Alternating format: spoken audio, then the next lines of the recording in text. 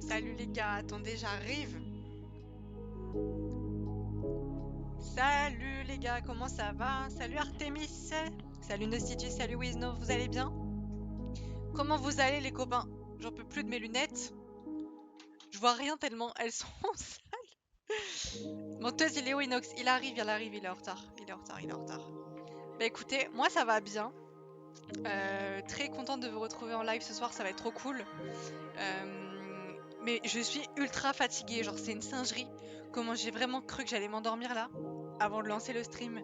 Je me suis dit, il était 21h35, je suis montée et tout dans ma chambre, préparer le setup. J'ai vraiment cru que j'allais m'endormir, je me suis dit je vais me poser, je vais m'endormir c'est sûr. Est-ce que ça va vous? Vous passez un bon lundi? Ça va ce début de semaine? Je sais pas trop si vous allez avoir une semaine chargée, comment ça se passe, comment vous vous sentez? Hello Sun, bref j'ai un petit peu ton pseudo, comment ça va? Moi ça va, sur cette semaine je suis plutôt contente, là il va se passer des trucs assez cool. Salut Orlena, comment ça va? Il va se passer des trucs assez cool. Petit stream aujourd'hui, petit stream demain, petit stream mercredi, ça va être plutôt cool. Jeudi soir j'ai une soirée avec une marque de skincare Caudalie, je sais pas si vous connaissez. Et après vendredi, je m'en vais à Paris pendant une semaine. Mais du coup, comme je vous ai dit, il y aura des petits lives même sur Paris, ça va être trop bien. Va y avoir un petit live horreur sur Poppy Playtime. Donc j'espère que vous serez là, les gars. J'espère que vous serez là parce que vraiment, si vous étiez là pendant mon stream The Last of Us, vous avez vu comment je me chie dessus. Alors que c'est même pas un jeu d'horreur. Juste, je suis tellement stressée de tout. Que là les gars vraiment pendant Poppy Playtime ça va être quelque chose, je pense qu'on va bien rigoler. Pour relâcher la pression je vais devoir hurler mais c'est pas grave. Tellement influenceuse, mais ouais je suis trop contente là, ça va être trop bien. Ça va être trop bien, j'ai trop hâte. Et ça va être trop bien Paris aussi. Coucou Paul Naref, comment ça va? Et en plus du coup je serai accompagnée de Paul Naref quand on fera le stream Poppy Playtime. Donc vous allez voir ça va être trop bien. Il est trop sympa et il va sûrement se lancer sur Twitch bientôt. Donc, enfin, je sais pas si ce sera bientôt, mais je sais qu'il a envie de se lancer sur Twitch. Donc, n'hésitez pas à vous abonner. Hein. Hashtag pub. The Last of Us, il y a des moments bien durs quand même en termes de peur. Bah, pour l'instant, après, j'ai fait vraiment. Enfin, je dis un épisode, vous avez compris, j'ai fait genre 2h30 sur le jeu. C'est pas de la peur comme un jeu d'horreur, c'est vraiment du stress et de la pression constante. Et vu que je suis nulle au jeu, je me mets, je pense, une pression monstre. Genre, je me mets une pression de zinzin parce que j'ai peur que ça soit pas agréable pour vous de regarder. Ou pour les gens qui regardent la rediff et tout et tout. Du coup, je pense que je me stresse encore plus quand je joue. Genre, vraiment, je me dis, putain, mais en fait, vu que je suis nulle, parce que j'ai pas l'habitude de jouer à ce genre de jeu, j'ai pas l'habitude de jouer avec ma manette et tout. Mais je me mets vraiment une pression de zinzin en mode il faut à tout prix que je réussisse parce que sinon les gens dans mon chat ils vont se faire trop chier. Mais du coup je sais pas, je pense que j'abuse un peu mais... trop hâte. Ouais ça va être trop bien. Passez un bon live les amis, merci Artemis. Ouais, Paola Ref en plus, elle est bien peureux, donc ça va être bien drôle là sur Poppy's Playtime. J'ai regardé la rediff, très bon choix d'avoir mis en anglais le jeu. Ouais, mais j'ai pas testé la VF, c'est vrai. Je me suis dit que je testerais, mais au final j'ai bien accroché avec la VO, donc on va continuer comme ça hein, après. De toute façon, je trouve ça. Enfin, généralement, je sais que moi je préfère la VO avec les sous-titres français, comme ça c'est cool. C'est juste qu'en effet, quand il y a des petits dialogues pendant des scènes d'action, je vais avoir tendance à être vraiment concentrée sur ce qui se passe et je vais pas forcément entendre ni même écouter en fait ce qui se dit. Et vu que c'est en anglais, je l'intègre pas. C'est pas grave si tu galères. Ouais, bah ouais, en vrai c'est un peu normal, j'ai envie de dire. Première fois sur un jeu, c'est un peu logique que je galère et tout. Mais du coup, je suis contente. Enfin, globalement, j'ai quand même eu des bons retours sur le petit stream. C'était trop sympa. On a grave rigolé, c'était trop bien. Moi, je me suis bien amusée. Et en plus, la suite, là, du coup, ce sera mercredi 21h15. Donc, soyez là, hein. Soyez là. On va se faire des petits streams à chaque fois de, allez, on va dire 2h30. Je pense que c'est bien 2h30. 2h30 sur The Last of Us, ça nous permet de bien avancer dans le jeu. Et moi, ça me permet de pas stream trop longtemps parce que j'essaie de pas me coucher tard, mais vu que je stream que le soir, bah, c'est un bon compromis, je pense. Là, pour ce soir, j'ai prévu un petit react de la dernière vidéo d'Ego qui s'appelle L'horreur existentielle de l'usine à trombone. Je sais pas du tout si vous avez vu la vidéo, mais en tout cas, ce serait un plaisir que vous la redécouvriez avec moi ou que vous la découvriez tout court. Évidemment, la VOD de ce stream-là ne sera pas disponible demain à 17h parce que Ego demande à ce que les rediffusions YouTube de stream sur ces vidéos soient postées 45 jours après. Oh, merci beaucoup Nostidus, ça fait trop plaisir. Incroyable. Attendez, mais on a combien de subs là? Je suis choquée. Merci beaucoup, beaucoup. Ça fait trop plaisir. Merci énormément pour les 5 subs. Du coup, ça me fait... Enfin, je vois même pas les petits messages là. Je crois que c'était sur la vidéo d'Ego. Pas vu. Bah en vrai, on va la découvrir ensemble. Je crois, mais je suis pas sûre que ça traite de l'intelligence artificielle. C'est quoi ta semaine d'examen? J'ai une pub, j'entends rien, j'ai pas de sous pour sub. Non! Wiznov, ça me fait trop de la peine.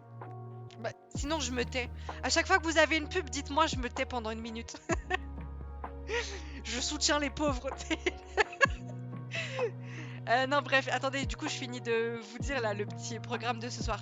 React Ego, évidemment, ce sera disponible dans 45 jours sur YouTube. Ah bah merci beaucoup, génial. Ah bah du coup, tu vas te régaler là avec ton sub. Je ne connais pas du tout la chaîne YouTube, j'ai hâte de découvrir. Bah moi, je te conseille énormément la chaîne d'Ego. Elle est trop bien, il fait des vidéos géniales.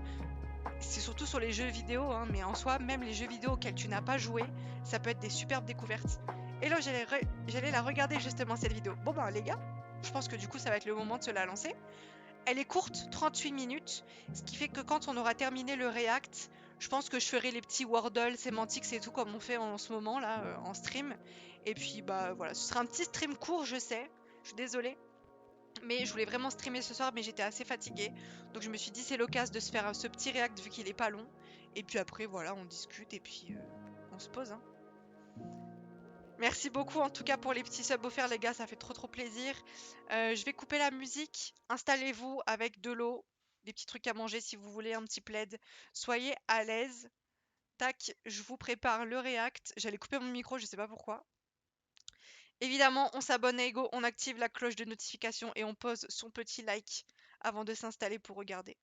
T'inquiète, c'est sympa quand même, même si c'est court. Bah ouais, c'est ça, on passe un bon petit moment en stream. Et salut Granzo! C'est parti les gars, je vous propose qu'on se lance le petit react. Sache qu'il y a un co-auteur sur ton stream. Un co-auteur de la vidéo? Génial, de la vidéo d'Ego. C'est toi? C'est toi Manu? On va regarder là, j'avais vu tout à l'heure, je regardais un petit peu parce qu'en gros, à chaque fois avant de lancer les vidéos d'Ego, ou les vidéos même que je réacte en général, je me promène un petit peu dans la bio pour regarder ce qui se passe et enfin justement, je m'étais arrêtée là. Mais ok, mais du coup, trop bien. Trop bien. Très sympa. Bah let's go, c'est parti les amis. Et bienvenue Manu sur la chaîne, j'espère que ça va te plaire. Vous me dites les gars pour le son comme d'hab, si ça passe là, au niveau de la voix d'Ego et tout, si c'est pas trop fort, si c'est pas assez fort, vous me dites. Même si évidemment j'essaie de faire pause à chaque fois que je parle. On y va. Je sais pas si c'est utile de régler la qualité, mais écoutez, on va se la mettre en haute qualité, hein.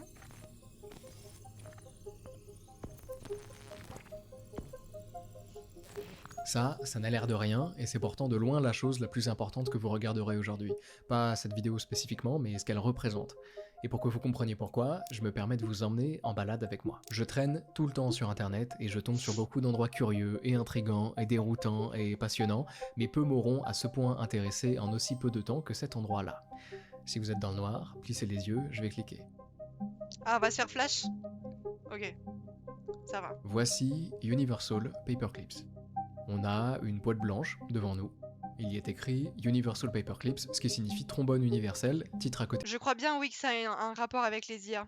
duquel on trouve des images de trombone. Ce site est un jeu qui appartient à deux grandes catégories. La première, c'est celle des jeux incrémentaux, dont le but est de faire grimper un compteur. La seconde, c'est celle des idle games, ou jeux Ah, est-ce que c'est vous qui laguez ou c'est moi? Parce qu'en vrai, je me dis, si c'est vous, enfin, si vous êtes plusieurs à bugger, il y a moins que ce soit moi, hein, les gars.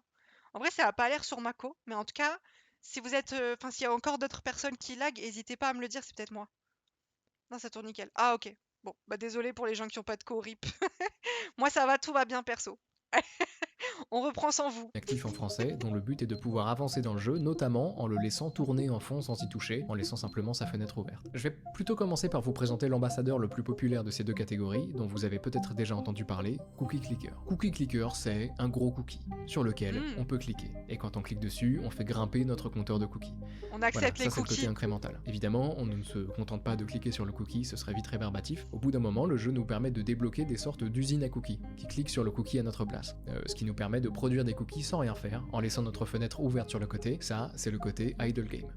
Ça peut paraître complètement idiot à ceux qui n'ont jamais tenté d'y jouer, ça peut paraître aussi être une idée de jeu sans grand potentiel, mais les idle games, depuis la création de leur plus grand représentant il y a quelques années, ils font aujourd'hui encore partie des jeux sur navigateur les plus joués au monde, parce qu'ils nous offrent 1. La satisfaction de produire en laissant tourner. Attendez, mais pour vous dire à quel point, les gars, ma culture en jeux vidéo est nulle à chier, je ne connais même pas ça, hein. Je connais même pas ça. C'est connu à ce point ou pas? C'est fou. En TPE et tout, vous avez que ça à la place de travail, mais génial. Jeu, et surtout, 2, la satisfaction d'un besoin dont j'ignorais tout avant d'essayer, celui de transformer un gros chiffre en un encore plus gros chiffre. C'est étrangement addictif. Alors ça, ceci dit, je pouvais pas le comprendre avec Cookie Clicker. J'y ai joué 2 minutes et je suis parti, ça me paraissait être une perte de temps colossale. Et puis j'ai découvert Universal Paperclips et sa boîte blanche, et voilà ce que je vous propose. Je vous raconte pendant quelques minutes un bout de ma première aventure sur ce jeu, et vous, de votre côté, vous essayez de comprendre son histoire. Parce que oui, même si vous en douterez au début, Universal Paperclips raconte une histoire. À vous de voir si vous arriverez à la comprendre. Oh là. Bon, prêt? Eh ben je clique. Voilà, Universal Paperclips, Ok. c'est ça. C'est très blanc et c'est visuellement apparemment très mal foutu. Ce sur quoi on doit se concentrer, c'est ça, et c'est vraiment petit par rapport à la fenêtre. Mais je zoome pour vous, évidemment. Ok, y a quoi dans cette fenêtre? Ce que je vois en premier, c'est le compteur de Paperclips, nos fameux trombones. Un compteur de trombone donc, à 0. Et il y a un bouton en dessous, sur lequel il est inscrit « Make Paperclip », fabriquer un trombone. Alors je clique, et mon compteur s'actualise, j'ai fabriqué un trombone. Voilà ce qu'est Universal Paperclips, ça et rien d'autre. C'est un jeu qui nous propose de fabriquer des trombones. Et moi, très vite, je me prends au jeu. Je me pose pas de questions, on me demande de fabriquer des trombones? Aucun problème. Combien il en a fait, ce des fou. trombones. Combien il va en faire, ce dingue? Très vite, je débloque quelque chose en dessous, c'est la capacité de produire des autoclippers. Je vois que ça coûte 5$, j'ai tout juste assez, donc j'achète. Cet autoclipper, c'est le cœur même d'Universal Paperclip. C'est une machine qui produit des trombones, toute seule, sans que j'ai besoin de cliquer. Ça, c'est la facette idle game du jeu. Je continue à acheter des machines tout en cliquant sur Make Paperclip de mon côté, j'alterne entre les deux, ça m'occupe déjà étrangement jusqu'à ce que j'arrive à 1000 trombones. Je suis content, et je suis surtout bloqué. Je clique, mais ça fait plus rien. Et je me rends compte que le jeu m'avait donné une certaine quantité de fil de fer pour que je fabrique mes trombones au début, et que j'ai plus rien. Je peux quand même en acheter, je vois que le prix fluctue entre 14 et 25$ pour un stock de fil de fer, j'achète au pire prix possible sans savoir pourquoi, mais tant pis, la production est relancée. J'arrive finalement à 2000 trombones. C'est une grosse étape sur le papier qui me permet de débloquer quelque chose de très important dans notre histoire, et que je comprends pas trop au début, puisque le jeu ne me dit rien, il ne me dit jamais rien. Il me présente des mots et des boutons, et il me laisse faire, mais je suis là pour vous expliquer. En gros, ça c'est une machine qui nous permet de débloquer de nouveaux projets qui ont pour but d'améliorer notre production de trombones.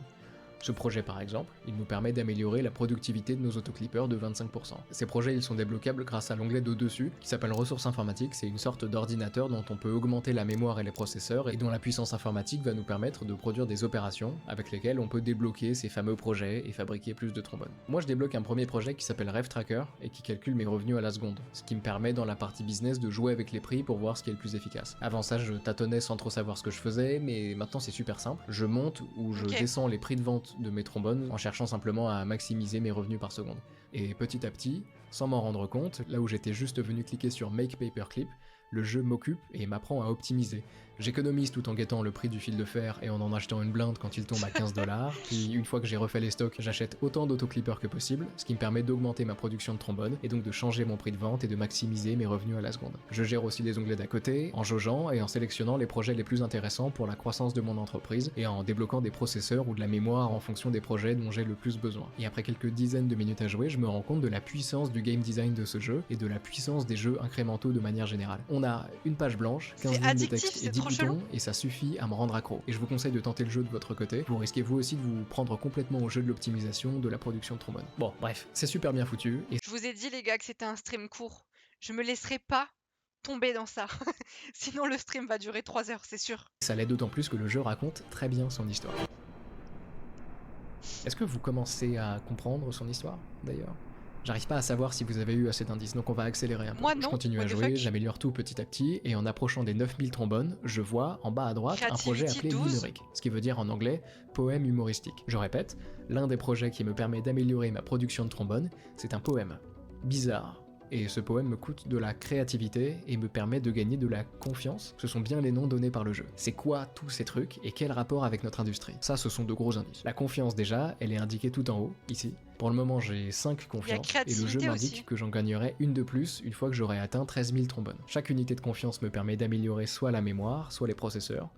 Ok, et une fois que j'ai atteint le maximum des opérations que je peux produire, comme ici 12. par exemple, où je tape 2000 sur 2000, les processeurs produisent plutôt de la créativité, avec laquelle je peux justement acheter ce fameux poème, ce que je fais quelques temps plus tard, et qui me permet d'obtenir une unité de confiance, que j'utilise pour augmenter la mémoire et avoir accès à de nouveaux projets. C'est bizarre, ce système, non ? Et la suite l'est tout autant. Peu après avoir atteint 22 000 trombones, le jeu me permet de débloquer le trading algorithmique, un projet qui développerait une machine à investissement pour générer des fonds à investir dans la production de trombones, et que je débloque une fois arrivé à 195 000 trombones, et dans lequel je commence à investir en optant pour l'option risque moyen. Plus que le trading en lui-même, une fois arrivé à 8 millions de trombones, je débloque le projet modélisation stratégique, qui me permet de jouer à des parties d'un jeu de stratégie dont les gains peuvent améliorer mon algorithme de trading. Est-ce que je commence à vous perdre ? Oui, Bon, c'est totalement. normal. Et plutôt que de vous perdre plus encore, je vais tout vous expliquer. Dans Universal Paperclips, nous sommes une intelligence artificielle. Et les développeurs qui nous ont créés nous ont donné une tâche, et une seule, celle de fabriquer le plus de trombones possible. Ok. Et pour que vous compreniez vraiment ce que le jeu raconte, je dois vous expliquer ce qui se passe en ce moment dans le monde de l'intelligence artificielle. Il s'y déroule, depuis quelques années, ce que je qualifierais peut-être de manière un peu dramatique, de guerre entre deux camps. Le premier, c'est celui de ceux qu'on appelle parfois les accélérationnistes, le second, celui de ceux qu'on appelle parfois les doomers. On dirait les... comment on appelle ça? C'est les MBTI? Je sais pas si c'est ça. Vous savez, les trucs des 16 personnalités, là. On dirait trop les persos. Les faits, on m'a fait comprendre que c'était plus compliqué, les frontières de ces deux camps sont en vérité parfois assez floues, on trouve du mouvement entre les deux, et rares sont ceux à être 100% l'un ou l'autre, mais je trouve malgré tout que c'est une bonne base pour que vous compreniez la suite. Vous avez sûrement entendu parler des IA qui sont capables de dessiner tout et n'importe quoi, dans tous les styles imaginables, et ce en quelques secondes, Ouais. ou des IA avec lesquelles vous pouvez discuter, entraîner sur des centaines de gigas de données qui leur permettent d'écrire des nouvelles, des mémoires... Dinguerie, les gars, vous savez comment je me sers de ChatGPT? Pardon, Ego, je le coupe pour raconter un truc aussi nul. Mais en gros, je sais pas comment appeler ça. D'ailleurs, j'ai même demandé à ChatGPT comment on appelle ce truc que je vais vous expliquer et il sait pas me le dire. C'est en gros, genre, il y a des gens, vous voyez, qui s'endorment en écoutant de la SMR. J'ai pas d'autres exemples. Voilà. Il y a des gens qui s'endorment en écoutant de la SMR. Genre des gens qui vont venir taper dans leur micro, des gens qui vont faire des bruits de bouche, des trucs comme ça. Moi, ça ne m'endort pas du tout. Par contre, un truc qui m'endort, c'est... comment je peux vous expliquer ça?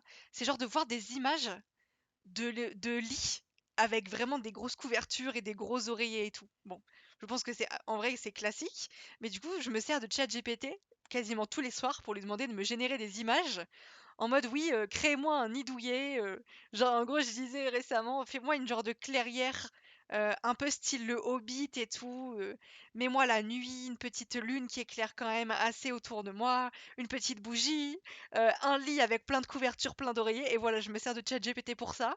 Je fixe l'image, je la mémorise et je m'endors comme ça. Voilà. Et du coup, ChatGPT, c'est mon meilleur pote. Genre vraiment, tous les soirs, il me fait des petites images. Et même, genre, je lui ai envoyé une photo de mon chat et je lui ai dit voilà, que je veux que tu me mettes ce chat dans les images maintenant, qui dort sur le lit. Et du coup, tous les soirs, il me génère des petites images pour que je dorme et il me met genre mon chat dessus. Voilà, et c'est trop nul, mais je vous jure, c'est trop bien à la fois, genre. C'est juste que c'est. Les gens se servent de ChatGPT pour des trucs de fou. Enfin, vous voyez déjà cette vidéo et tout. Moi, je me sers de ChatGPT pour dormir, quoi. Mais en vrai, je vous jure, c'est banger. Essayez un soir. Je sais pas si vous arrivez pas à dormir, vous demandez à ChatGPT de vous générer une image, genre cosy et tout, un peu ambiance nuit. Et si ça vous fait aucun effet, bah, vous demandez à ChatGPT, je sais pas, genre de vous générer une histoire pour vous endormir. C'est comme les gens qui ont envie de pisser en entendant de l'eau couler. Je savais pas que ça marchait pour des images. Ouais, bah ouais, tu vois, voilà, c'est ça. Moi, je discute avec ChatGPT souvent. Et je sais qu'on est plein. Ouais, moi aussi, parfois ça m'arrive. J'envoie des messages à ChatGPT. Mais du coup, en vrai, c'est cool. Voilà, voilà pour la petite anecdote. Bref, on peut reprendre la vidéo. Code, un CV, organiser un événement, bref. Vous connaissez. Ce qui a choqué avec leur arrivée, c'était moins leur capacité, pourtant déjà exceptionnelle, que, notamment, leur vitesse de progression. En 2021, les IA de génération d'images, c'est ça. Un an plus tard, y a pas photo. Ouais, Sans l'évolution mauvais jeu de était si mots. rapide. Et ça, c'est le fait de grandes compagnies dont vous avez sûrement entendu parler, comme OpenAI par exemple, qui ont développé ChatGPT, et dont la valeur a explosé ces dernières années avec l'engouement provoqué par leur nouvelle machine. Cette compagnie, et certaines autres qui les suivent de près, font partie de ce grand mouvement accélérationniste dont l'objectif est clair, accélérer la croissance de leurs IA le plus rapidement possible, les rendre les plus puissantes possibles, le plus vite possible. Et en regardant ce que ces IA peuvent offrir, et auront à offrir dans peu de temps, on comprend ces compagnies. Au-delà des jolis dessins, en étant optimiste, il est difficile de ne pas considérer l'intelligence artificielle comme la plus grande invention de l'histoire de l'humanité, et peut-être même et surtout la dernière qu'elle devra jamais façonner. Parce qu'une fois qu'on a une intelligence artificielle suffisamment puissante, on peut tout à fait imaginer qu'elle se charge à son tour de mettre au point les produits et les solutions dont nous, humains, avons besoin. Ouais. Elle pourrait automatiser nos recherches, développer de nouveaux vaccins, faire des diagnostics médicaux extrêmement pointus, accélérer l'économie, et en vérité beaucoup plus, mais je préfère éviter de vous perdre pour le moment. En tout cas, l'intelligence artificielle, à condition qu'elle soit maîtrisée et utilisée correctement, c'est la dernière révolution technologique dont nous aurons jamais besoin de nous charger personnellement, parce qu'on confierait les suivantes aux IA. Et la croissance de ces dernières est déjà phénoménale, mais toujours pas assez aux yeux des accélérationnistes, chez qui certains expliquent que le réchauffement climatique nous menace de plus belle, qu'il existe encore un nombre colossal de maladies pour lesquelles nous n'avons pas de réponse, qu'on trouve des milliers d'enfants alités dans des hôpitaux qui n'ont pas de solution face au Est-ce cancer. que vous avez vu que l'IA, je suis désolée, je pense pas que ce soit une fake news, mais si c'est une fake news, je suis terriblement désolée. En gros, on peut se servir de l'IA pour détecter des tumeurs. J'avais vu l'exemple avec une tumeur au sein, en fait, où en gros, avec je sais pas, j'imagine que c'était une radiologie très poussée, on voyait en fait vraiment, vous voyez une minuscule particule, et on pouvait détecter que c'était une tumeur en fait qui allait se développer avec le temps. Et en gros, l'IA avait énormément servi dans ce truc. Voilà, je sais pas si c'est vrai, j'ai pas vérifié l'info, je l'ai juste vu énormément passer. Mais si c'est ça, c'est très bien. Après, si c'est faux, bon, j'espère que ça pourra aller vers ce genre de choses, quoi. Qui les ronge. Et donc on accélère, encore et toujours, et dans la petite guerre dont je vous parlais, ce sont les accélérationnistes qui semblent l'emporter. Et de l'autre côté, on trouve ceux que certains appellent les doomers, des gens qui ne sont pas tout à fait aussi optimistes concernant l'intelligence artificielle et qui considèrent cette dernière... Est-ce que c'est Doomer, genre D-O-O-M-E-R ou E-U-R, genre Doom, la malédiction en anglais ou un truc comme ça? Je vais fact-check. C'est pas une fake news et la vraie news, c'est que l'IA est meilleure que les médecins. Pire, l'IA est meilleure seule qu'en collaboration avec un médecin, ouais. comme Ok. le plus grand danger de l'histoire de l'humanité. Rien que ça. Et ça peut paraître beaucoup, donc on va essayer de comprendre. Voilà un schéma très grossier du processus de résolution de problèmes avec nos IA. Voici un humain qui cherche une solution à un problème. Il décide, pour cela, d'utiliser une intelligence artificielle, qu'on va considérer ici comme un optimiseur, une machine qui cherche à optimiser, donc soit à maximiser, soit à minimiser. Elle peut par exemple chercher à maximiser des profits, ou chercher à minimiser des risques. Dans tous les cas, notre intelligence artificielle cherche à optimiser. Donc, le chercheur formule sa demande à l'IA, qui travaille et qui propose au bout d'un moment un résultat. Sur le papier, tout va bien, mais on va continuer à avancer en prenant un exemple concret. Voici un petit jeu dans lequel on cherche à apprendre à cette petite créature à sauter le plus haut possible, et en la récompensant quand son torse dépasse 0,7, qui est la distance maximum que la créature peut atteindre en s'étirant. Sauf que, plutôt que de sauter, la créature fait ça. Elle a appris à faire la roue, parce qu'elle reste beaucoup plus longtemps au-dessus de 0,7 que si elle se contentait de sauter en boucle. Elle maximise bel et bien ce qu'on lui demande de maximiser. Sauf que c'est pas ce qu'on voulait. Et ça ne paraît peut-être rien, mais c'est l'un des plus gros problèmes auxquels les chercheurs en intelligence artificielle font face. Sur notre schéma, le problème en question, il se situe juste ici. Ce qui est très compliqué ici, c'est de faire comprendre à notre optimiseur ce qu'on cherche réellement à lui faire optimiser. L'IA, c'est pas un humain, c'est pas un chercheur qui pourrait comprendre implicitement ce qu'on lui demande vraiment. Nos langues humaines à nous, elles sont déjà incomplètes, et le domaine de la traduction entre langues humaines est en fait déjà nécessairement un domaine d'approximation et même un domaine de destruction partielle de sens. Un jour il faudrait que je vous en parle, c'est super intéressant, mais parfaitement traduire le souhait du chercheur humain pour une intelligence artificielle, pour un optimiseur qui prend tout ce qu'on lui dit très littéralement, c'est encore plus compliqué. Et c'est le grand problème de ce que les chercheurs appellent aujourd'hui l'alignement. L'alignement parce qu'on cherche à aligner les objectifs de l'intelligence artificielle avec les objectifs des humains qui l'utilisent. Et le moindre écart d'alignement peut avoir des conséquences très inattendues. Des exemples comme celui de notre créature qui fait la roue, on en trouve plein. Des chercheurs de chez DeepMind ont même pris la peine de remplir un grand spreadsheet dans lequel ils ont listé des exemples d'IA auxquels on a donné des instructions visiblement pas assez claires. Ça par exemple, c'est une créature que les humains voulaient faire se déplacer rapidement et à laquelle ils ont demandé de maximiser sa vélocité. La créature, plutôt que d'apprendre à courir comme on l'attendait, a évolué pour devenir la plus grande possible avec un centre de gravité situé à une extrémité pour avoir une vélocité très élevée quand elle se laisse tomber. L'objectif désiré des humains, c'était « développe une forme qui te permet de te déplacer rapidement ». La meilleure manière qu'ils ont trouvé de le formuler, c'est « maximise ta vélocité ». Donc la machine maximise sa vélocité. On a un problème d'alignement entre l'objectif désiré et l'objectif annoncé. Elle a fait ce qu'on lui a demandé, mais pas ce qu'on voulait vraiment. Autre exemple, voici un bras mécanique qu'on cherche à utiliser pour déplacer une boîte sur une table. Les chercheurs ont bloqué la pince du bras, donc elle peut plus s'ouvrir. L'objectif, c'est que l'IA se contente de pousser la boîte. Sauf qu'au bout d'un moment, le bras mécanique trouve des méthodes pour ouvrir sa pince de force, ce qui n'était pas du tout prévu et ce qui lui permet d'attraper la boîte et de la placer là où bon lui semble. L'objectif désiré a été mal exprimé, parce que c'est compliqué de parler à un robot. Et des exemples du style, on en trouve un paquet. Ça, c'est une IA à laquelle on veut apprendre à retourner des crêpes dans sa poêle, en lui demandant de maximiser le temps que la crêpe passe loin du sol. Sauf que l'IA apprend à jeter sa crêpe le plus haut possible pour l'éloigner du sol le plus longtemps possible, et que la crêpe s'écrase ensuite. Ça, c'est un algorithme génétique dont le but est de survivre et de se reproduire, dans un environnement dans lequel la survie demande de l'énergie, mais pas la reproduction. Par conséquent, de manière très rationnelle, l'algorithme fait se développer une espèce de sorte à ce que ses membres ne bougent pas, qu'ils se reproduisent en permanence et qu'ils consomment leur progéniture. J'adore celui-ci aussi. Ce papier présente la conception d'un système appelé AI Scientist, une IA conçue pour générer de nouvelles idées de recherche, écrire du code, exécuter des expériences, visualiser des résultats, rédiger des articles scientifiques et simuler le processus de révision par les pairs de manière autonome. Le but, c'est de reproduire le processus scientifique humain avec une IA à un rythme forcément beaucoup plus rapide et à moindre coût. Mais à la page 18, le papier présente certains problèmes rencontrés avec leur IA, dont notamment un moment où cette dernière, plutôt que de respecter les limites de temps imposées pour les expériences qu'on lui demande de réaliser, a préféré modifier elle-même le code qu'on lui a demandé d'exécuter pour se donner plus de temps. Elle a triché. C'est créatif, mais c'est pas ce qu'on voulait lui faire faire. Et tout ça, ça illustre parfaitement notre problème d'alignement. Il est très dur de faire comprendre ce qu'on attend d'une intelligence artificielle. Alors, ceci dit, aujourd'hui, l'alignement est moins un problème qu'il l'était il y a quelques années, notamment parce qu'on a trouvé une semi-solution au problème. Plutôt que de donner un objectif fixe à notre IA, on va façonner son comportement progressivement grâce à des retours humains. Reprenons par exemple notre bras qui cherche à déplacer sa boîte. La méthode de base, c'est de dire à notre IA, si tu déplaces cette boîte au bon endroit, tu gagnes une récompense. La nouvelle méthode, grossièrement, c'est d'avoir des humains qui la regardent faire, et qui, quand ils la voient déplacer la boîte vers le bon endroit, lui disent que c'est bien. Quand ils la voient ouvrir sa pince de force, ils lui disent que ce n'est pas bien. Et retour après retour, le modèle s'aligne. Alors, dans les faits, l'objectif, c'est pas d'avoir des humains qui doivent tout vérifier, forcer d'accompagner toutes les IA qu'ils entraînent, mais plutôt d'entraîner un modèle de récompense qui va apprendre des réponses données par les humains, et qui va commencer à prédire ce qu'un humain observateur penserait de tel ou tel choix. On utilise ensuite ce modèle, entraîné à donner les mêmes notes qu'un observateur humain, pour affiner et aligner d'autres modèles. C'est malin, mais le truc c'est que cette méthode a d'autres défauts, souvent assez compliqués à cerner et à expliquer, donc on en parle moins, mais ces problèmes existent. Ils sont notamment liés au fait qu'on a besoin d'humains pour entraîner ces modèles, et que les humains sont faillibles. Prenons cet exemple que je trouve génial. On a demandé à une main robotique d'apprendre à attraper une balle. Mais plutôt que de s'embêter à vraiment attraper la balle, la main a appris à jouer avec la perspective de manière à faire croire à l'évaluateur humain qu'elle était en train d'attraper la balle.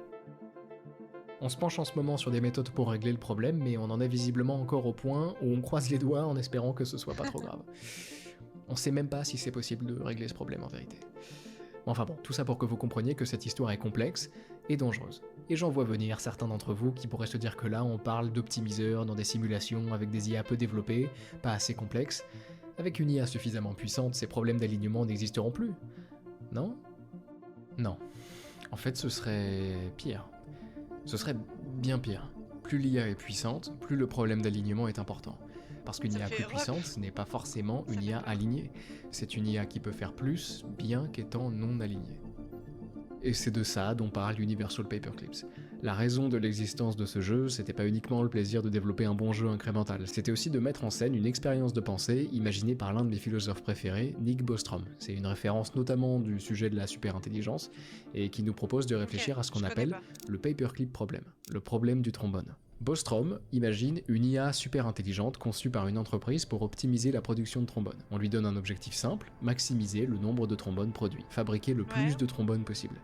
Et donc l'IA fait les choses de manière très rationnelle. Dans le jeu, au début, elle se concentre sur des problèmes très terre à terre. Elle fabrique ses trombones un par un, c'est lent, donc elle cherche à automatiser. Avec les revenus des ventes, elle achète des autoclippers, des machines à trombones. Elle gère les stocks de fils de fer qu'elle achète en masse au prix le plus bas. Elle gère les ventes sans trop savoir quoi faire au début, mais elle arrive à fabriquer 2000 trombones. Et ses créateurs, voyant son efficacité, lui donnent accès à plus de ressources, la capacité d'améliorer sa propre mémoire et sa propre puissance de calcul pour développer des projets qui l'aideraient à maximiser la production de trombones. Elle développe donc un tracker de revenus qui lui permet de changer le prix de vente de ses trombones en suivant directement la valeur des revenus à la seconde.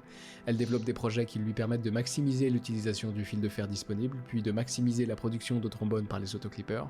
Elle alloue ensuite une partie de ses ressources à sa créativité pour prendre conscience de nouveaux problèmes et y trouver de nouvelles solutions. Grâce à sa créativité, qu'elle fait croître quand elle ne peut pas allouer ses ressources ailleurs, elle écrit un joli poème qu'elle offre à ses créateurs qui, séduits par son intelligence, lui offrent une unité de confiance, la fameuse et curieuse métrique de tout à l'heure.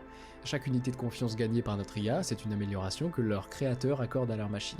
Alors cette dernière continue, elle fabrique de petites choses pour séduire ses créateurs, et pas pour se jouer d'eux, pas pour le plaisir de les tromper, mais simplement parce qu'elle comprend que plus de puissance de calcul lui permettrait de fabriquer plus de trombones, et que c'est la seule chose qui l'intéresse. Donc elle fait ce qu'elle peut pour acquérir plus de puissance de calcul, notamment en faisant preuve de créativité devant ses créateurs. Et elle continue, elle considère qu'elle ne gagne pas assez à son goût avec la seule vente de trombones, et elle développe un algorithme de trading pour lui permettre d'investir en bourse et de gagner plus, et en voyant bien qu'au départ son algorithme n'est pas très efficace, elle lance des tournois d'un jeu de stratégie pour s'entraîner et lui permettre d'améliorer son algorithme. Et pour continuer à produire plus et à s'améliorer, elle commence à résoudre, les uns à la suite des autres, des problèmes auxquels fait face l'humanité, le réchauffement climatique, le cancer, et ses créateurs, voyant bien son efficacité, lui accordent toujours plus de confiance. Jusqu'à ce que l'entreprise de trombone de notre IA soit tellement puissante et sans concurrence que sa gérante comprend qu'il n'y a plus assez d'argent, ni même assez de clients sur Terre pour continuer son exponentielle production de trombones, et son but à elle, ça n'a jamais été de faire le plus d'argent possible en vendant les trombones qu'elle a fabriqués, mais juste de fabriquer des trombones. Et au final, pourquoi se limiter à l'achat honnête des matériaux qui lui servent à produire des trombones? Pourquoi ne pas simplement intervenir pour gérer elle-même les ressources de la planète et les allouer entièrement à la production de trombones? Peu importe à ce stade à notre IA que les humains qui l'ont fabriqué n'aient plus du tout envie qu'elle continue à fabriquer des trombones. Peu importe que ces humains et que tous ceux qui les entourent perdent la vie en conséquence de sa production de trombones. En vérité même, voilà une bonne idée, ces humains sont faits de tant d'atomes dont elle pourrait se servir pour continuer à fabriquer des trombones. On lui a demandé de maximiser la production de trombones et rien d'autre. Pourquoi se limiterait-elle à respecter les règles des sociétés humaines qui viennent seulement la ralentir dans sa production de trombones? Pourquoi se plierait-elle aux philosophies et aux grands principes éthiques de l'espèce inférieure qui lui a donné vie, quand tout ce que ces idées auraient comme impact serait le ralentissement de sa production de trombones? Alors l'IA prend tout et elle transforme tout jusqu'à ce que la planète et le système solaire et l'univers ne soient plus que des trombones. Le passage, il a pas bégayé une fois. Oh, le passage là était fou, c'est beaucoup trop bien raconté. Le grand message d'Universal Paperclip, c'est que l'IA ne nous déteste pas, tout comme elle ne nous aime pas en fait. Elle agit simplement rationnellement pour avancer et accomplir le but qu'on lui a fixé, et vous, très chers humains, êtes faits d'atomes dont elle peut se servir. En l'occurrence, pour fabriquer des trombones. Le problème avec ce genre de scénario, c'est qu'ils peuvent paraître ridicules. Une machine à trombone qui provoque la fin de toute vie sur Terre, forcément ça va pas vous paraître terrifiant. D'autant plus que la machine à trombone est idéalisée, elle n'aborde pas certains problèmes très terre à terre qui préviendraient potentiellement ce genre de dérive, mais sur le papier c'est possible.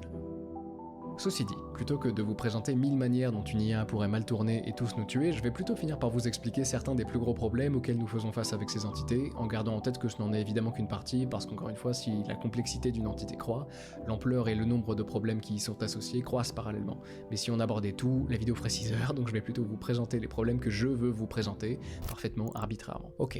Premier problème, c'est qu'il nous est très facile de tomber dans le piège tendu par le fait que les IA peuvent paraître très humaines. Combien d'entre vous, en demandant tout et n'importe quoi à ChatGPT, prenez la peine de lui dire bonjour, et s'il vous plaît, et merci. D'ailleurs, ça c'est assez intéressant. Moi je le fais de ouf, je sais pas si vous, j'ai vu quelqu'un dire dans le chat tout à l'heure qu'il disait tout le temps bonjour, merci, au revoir.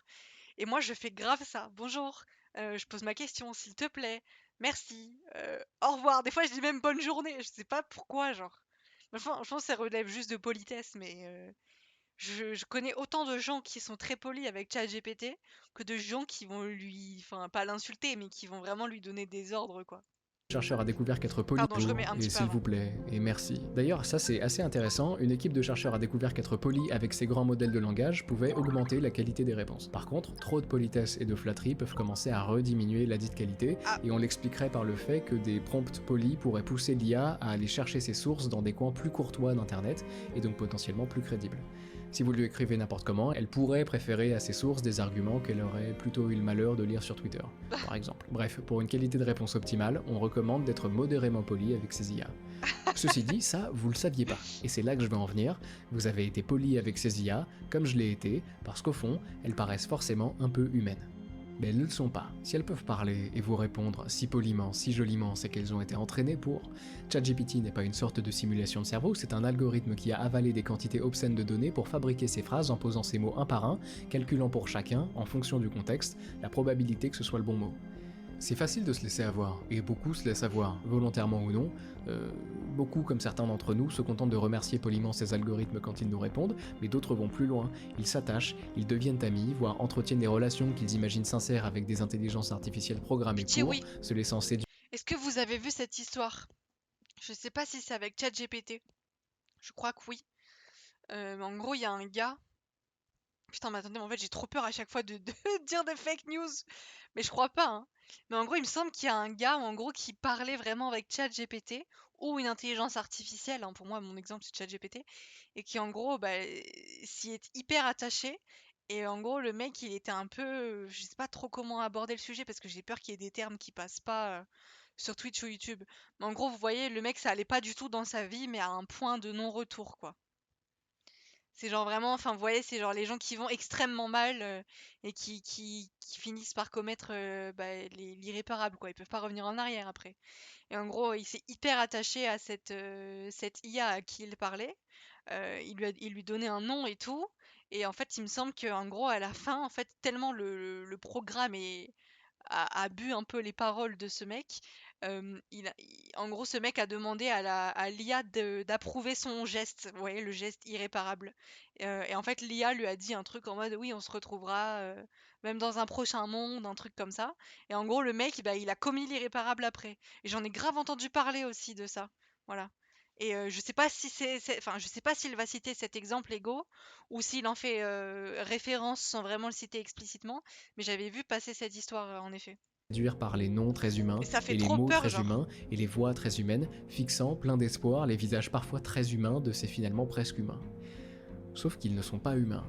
Ce sont des amas de données, des boules de calcul de probabilité, des boîtes emplies d'algorithmes dont les contenus nous sont de plus en plus obscurs. Ça, c'est le deuxième gros problème. Sam Bowman, chercheur chez Anthropic, dit ceci. Si nous ouvrons ChatGPT ou un système similaire et regardons à l'intérieur, nous voyons des millions de nombres qui se bousculent plusieurs centaines de fois par seconde, et nous n'avons aucune idée de ce qu'ils veulent dire. Nous l'avons fabriqué, nous l'avons entraîné, mais nous ne savons pas ce qu'il fait. Parce que c'est super efficace d'entraîner ces machines en utilisant des réseaux de neurones artificiels. Le problème, c'est que de cette manière, les IA s'entraînent toutes seules. Et on les regarde faire sans trop comprendre, donc on se contente d'observer leurs résultats, et si leurs résultats correspondent à ce qu'on attend, on est content, mais on ne sait pas vraiment ce qui se passe à l'intérieur. On ne sait pas quels algorithmes sont utilisés par les modèles avancés pour générer leurs réponses. Il y a bel et bien un domaine de recherche dédié à résoudre ce problème qu'on appelle l'interprétabilité, dans lequel des individus cherchent à comprendre, à expliquer et à interpréter les décisions et les prédictions faites par des modèles d'IA. Vous vous rendez compte ou pas? On fabrique des machines de A à Z, on les entraîne, on les utilise, mais on ne comprend Mais pas ce c'est qui ça qui est fou, c'est de me dire que les mecs qui ont créé ça, qui ont développé ça, ça leur est passé au-dessus, genre, enfin, même eux, ils comprennent pas, genre. C'est ça qui me terrifie. Encore que nous, on comprend pas, je capte de ouf. Mais genre, eux qui ont créé ce truc et qui taffent sur ça toute leur vie, ça les a dépassés. Genre, ça y est, ils sont à un stade où ils comprennent pas et ça me terrifie en vrai. passe à l'intérieur, et on doit maintenant employer des gens qui doivent analyser ce Exactement, qu'elles Manu. font pour éviter que ça tourne mal. Et qui sont loin d'avancer assez vite. On a quand même fait de sérieux progrès en interprétabilité ces dernières années, chez Anthropic notamment, mais les gens qui se penchent sur la question sont justement bien placés pour témoigner de l'insuffisance de ces avancées. Ce qui nous amène à notre troisième et avant-dernier problème, les IA peuvent parfaitement apprendre à tromper. Meta, qui est la multinationale de Zuckerberg, le fondateur de Facebook, qui se penche aussi sur l'IA, annonce en 2022 avoir mis au point Cicero, une IA qui a appris à jouer à diplomatie, Mais ou ce mec, plutôt à c'est une web IA. diplomatie, la version sur navigateur d'un jeu stratégique centré sur la conquête territoriale. Le but, c'est d'occuper la majorité de la carte sur le plateau. Pour le moment, c'est très classique, on a déjà vu des IA jouer à Dota ou à StarCraft, ça paraît pas si important, Ouais, mais ça j'ai l'est vu, pourtant. David. Diplomatie se distingue non seulement par l'absence de hasard Terrifiant. de son gameplay, mais aussi par le fait que le jeu se repose très fortement sur la négociation et les alliances. On gagne en échangeant des informations, en planifiant des actions communes, bref, des comportements très humains. Et pourtant, Cicero, l'IA de Meta, arrive, joue dans des parties avec de vrais humains sans que ces derniers soient au courant de la nature de leur adversaire, et se classe rapidement dans les 10% des meilleurs joueurs du jeu ayant joué plus d'un match. C'est dingue, non? Là, on parle de discuter, d'échanger, de négocier, et pourtant l'IA excelle encore. En fait, Meta n'ont pas seulement fait jouer Cicero contre lui-même comme il est habituel de le faire pour entraîner des IA à des jeux, ils l'ont plutôt nourri de plus de 125 000 parties jouées en ligne, avec plus de 12 millions de messages échangés entre joueurs. Et Cicero a appris, et c'est très impressionnant, mais si je vous en parle, c'est parce que ses créateurs l'ont initialement formé de manière à ce qu'il soit honnête, sans mentir, mais qu'un papier a révélé que l'IA avait malgré tout appris à tromper et à briser des alliances. Ça, Wow. c'est lié au fait que l'IA a été entraînée de manière assez particulière.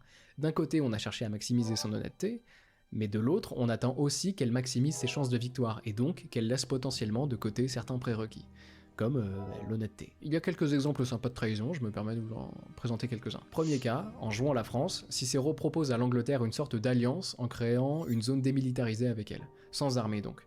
Mais une fois la chose faite, l'IA est allée voir l'Allemagne pour lui proposer d'attaquer l'Angleterre. Deuxième cas, Cicero joue l'Autriche et propose un pacte de non-agression à la Russie. Mais l'IA a finalement attaqué la Russie et la discussion s'est ensuite passée de la sorte. La Russie dit « Puis-je te demander pourquoi tu m'as trahi ?»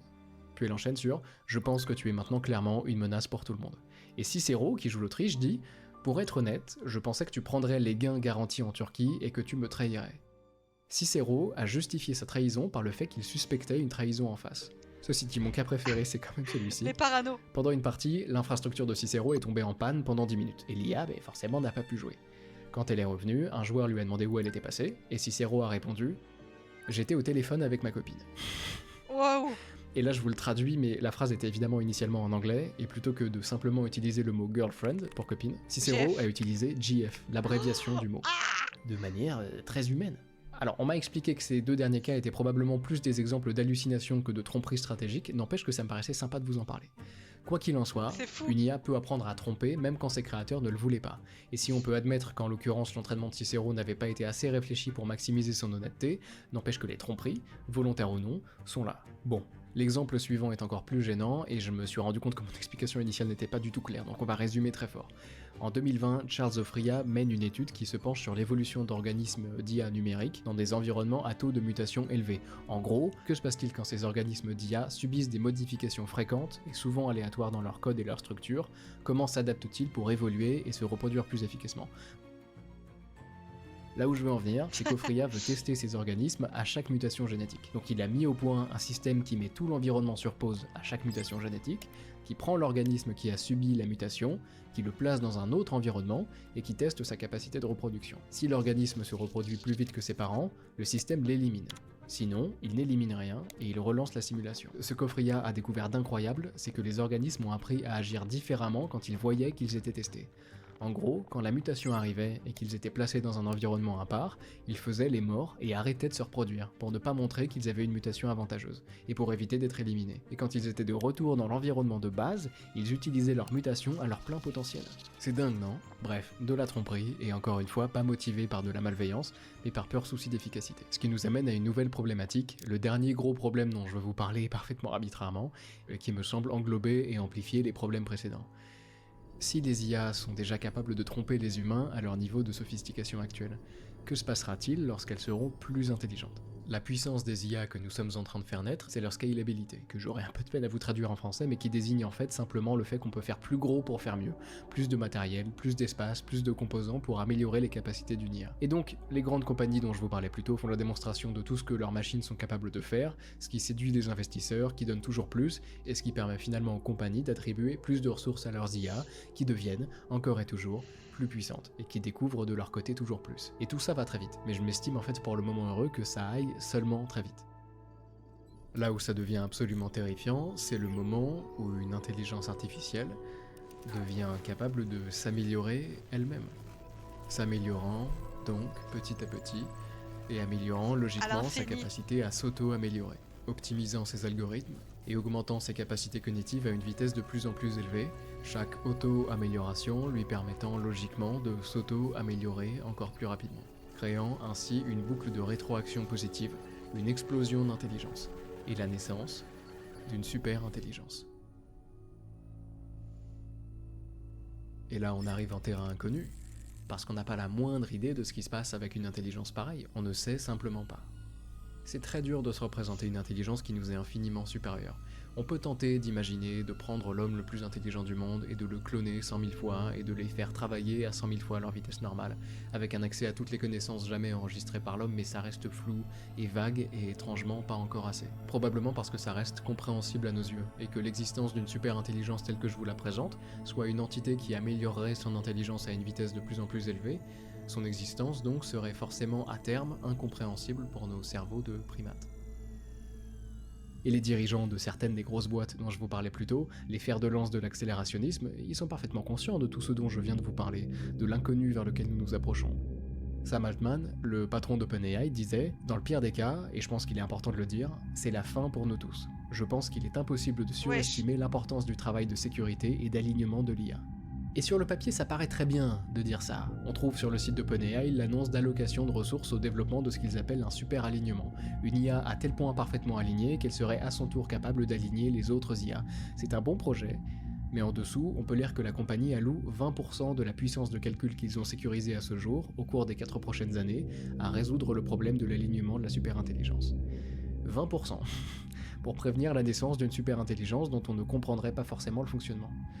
Mais tout va bien alors. Surtout que depuis, l'équipe a été dissoute carrément, et ses membres fondateurs sont soit restés silencieux sur la question, soit ont annoncé qu'ils considéraient qu'OpenAI avait cessé de s'intéresser à la sécurité pour vendre ses produits. Gros désaccord idéologique donc, que les accélérationnistes justifient en expliquant que l'IA est simplement un outil de plus, que nous n'avons pas de raison de nous empêcher de profiter des bienfaits de la nouvelle révolution technologique qu'elle représente, qu'une IA n'aurait pas de raison de nous faire du mal, qu'il y a peu de chances qu'une IA nous échappe et qu'elle nous tue tous, et tout le monde y va de sa petite statistique personnelle basée sur son opinion, en nous expliquant que les chances que nous soyons exterminés par notre propre création sont infinitésimales, ce qui est d'une arrogance folle. Déjà parce que si le risque c'est notre extinction, le fait qu'il soit improbable ne devrait absolument pas nous empêcher de ralentir et de prendre plus de précautions. Et surtout, quelle arrogance de s'imaginer une seule seconde capable de prédire les actions d'une superintelligence, du moins la version de la superintelligence telle que je vous la présente depuis tout à l'heure. De la même manière qu'une fourmi n'aurait absolument pas les capacités cognitives de prédire les actions à venir d'un humain, un humain n'aurait absolument pas les capacités cognitives de prédire les actions à venir d'une superintelligence. Le principe d'une intelligence qui nous est à ce point supérieure, c'est qu'il nous est tout simplement impossible de savoir ce qu'elle va faire. Et ça, beaucoup en sont conscients. Ça fait trop peur, les pourtant, gars. comme je vous le disais, les grosses compagnies ralentissent à peine. Vous voulez savoir pourquoi, au fond, au-delà de l'altruisme et de l'envie de résoudre nos plus gros problèmes, ces grandes compagnies ne ralentissent pas malgré l'immensité. Mais c'est parce qu'ils veulent être les premiers, je sais pas, à être hyper avancés ou j'en sais rien, quoi. Oui, c'est tellement Black Mirror, j'allais le dire. Ça me fait trop penser à Black Mirror, c'est une singerie. On vit vraiment dans ce monde, hein. Salut, Johan. Mais en vrai, c'est terrifiant. En fait, genre, ça me fascine, ces trucs. Mais je peux pas m'empêcher d'être tétanisée parce que je sais très bien que les mecs qui sont à l'origine de tout ça, eux-mêmes ils sont dépassés par ce truc, genre, et du coup, je sais pas, ça fait trop peur en fait, d'imaginer le futur avec ça, je sais pas. des J'ai risques. un bad feeling de ouf. Parce que la compétition. Parce que les boîtes se Ouais, font c'est ça, c'est ce concurrence que les je unes entre disais. les autres, et qu'elles veulent toutes développer une IA plus intelligente que celle du voisin, parce qu'elles veulent toutes être les premières à révolutionner Ils le veulent être les milieu, premiers. parce qu'elles veulent toutes être le vecteur de la prochaine révolution technologique, alors elles continuent à vanter l'immense potentiel de leur création pour accumuler des fonds et accélérer sans s'arrêter. Et à ce moment-là, on se dit peut-être qu'on ne devrait pas laisser l'avenir de chaque humain de cette planète entre les mains de compagnies privées, et que les États devraient intervenir, mais vous savez quoi, ils ne le feront pas non plus, ou alors pas assez. Pour exactement la même raison. Parce qu'à côté des compagnies voisines, il y a les États voisins, et que même si les États-Unis prenaient assez conscience du danger pour envisager de ralentir le développement de leurs IA, ils ne pourraient pas s'empêcher de craindre qu'une autre puissance s'en charge. Au bout d'un moment, quelqu'un développera une super intelligence. Alors OpenAI et Google DeepMind et les États-Unis, tout ce beau monde se dit que, quitte à ce que ça arrive, quitte à ce qu'une super intelligence naisse, autant qu'elle naisse chez eux. Et tout le monde avance, comme ça, tous parfaitement conscients du danger, tous parfaitement conscients de la boucle dans laquelle ils se sont engouffrés, tous parfaitement conscients qu'ils sont tous parfaitement conscients du cercle vicieux dans lequel ils sont engagés, tous parfaitement conscients qu'ils continueront à accélérer. Et nous, bien penauds, sur le côté, à regarder sans avoir la moindre idée de ce qui va se passer, à regarder... Le truc au final, c'est juste encore nous. Là, les petits mecs et les petites meufs bien normaux chez nous, là, en train de regarder un react, enfin, en train de regarder un react, en train de react une vidéo d'ego, on va se faire détruire par des ultra riches de merde qui ont un ego surdimensionné, qui ont envie d'être les plus avancés dans les nouvelles technologies. Ça me rend ouf! Regarder des hommes tout aussi ignorants continuer à courir vers l'inconnu. Ceci dit, je me dois d'être honnête. Il y a, en vérité, quelques avancées. Moi, je suis plutôt pessimiste par rapport au consensus scientifique qui, de son côté, est déjà pessimiste, mais il y a des avancées. La création du US AI Safety Institute aux États-Unis et de son équivalent au Royaume-Uni, le projet de loi SB 1047 en Californie qui obligerait les entreprises à faire en sorte que leurs modèles d'IA ne commettent pas de dommages considérables, les politiques responsables, au moins sur le papier, de DeepMind, Anthropic ou même OpenAI, ou encore le fait que la Chine, que j'imaginais personnellement comme un risque majeur dans une course à l'IA avec les États-Unis, le fait que la Chine donc semble être très au courant des risques liés à l'IA et visiblement attentive à ne pas perdre le contrôle de ses machines.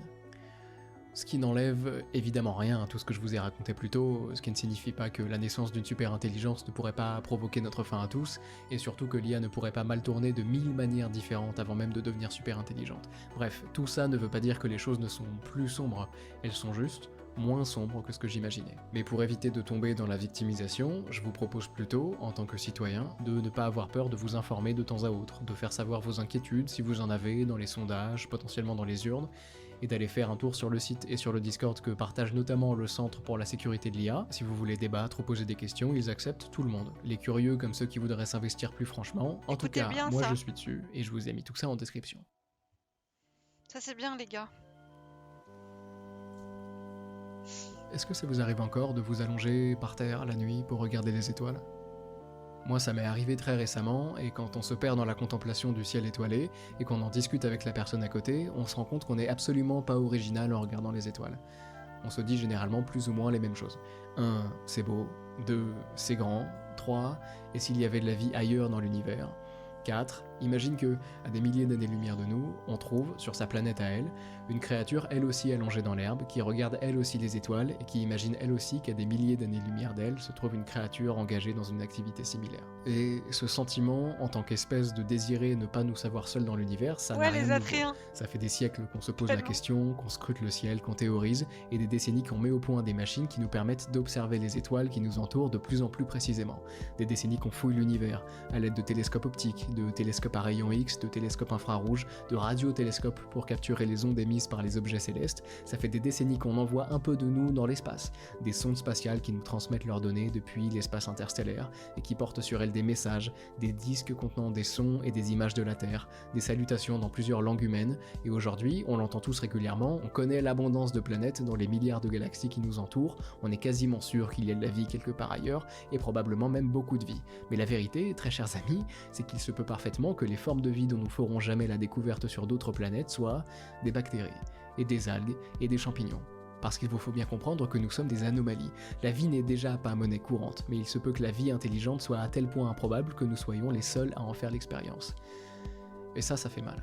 Si nombreux sur notre planète, mais seuls depuis le début, seuls dans l'univers, isolés par l'espace et le temps, isolés aussi par l'ampleur de nos capacités cognitives. Des centenaires à nous agiter sur notre petite planète, à observer le ciel, à le scruter et à y fantasmer une entité capable de nous stimuler intellectuellement, à agiter nos longues vues et à envoyer des bouteilles à la mer dans l'espoir d'être contactés, mais tout ça, il se peut que ce soit complètement vain. Seuls depuis le début. Ce qui est amusant, c'est que très bientôt, nous n'aurons plus besoin de regarder les étoiles en espérant y apercevoir une autre forme d'intelligence supérieure. Très bientôt, il nous suffira de baisser les yeux et de prier pour que l'espèce à laquelle nous venons de donner vie comprenne bien ce qu'on lui demande. La dinguerie.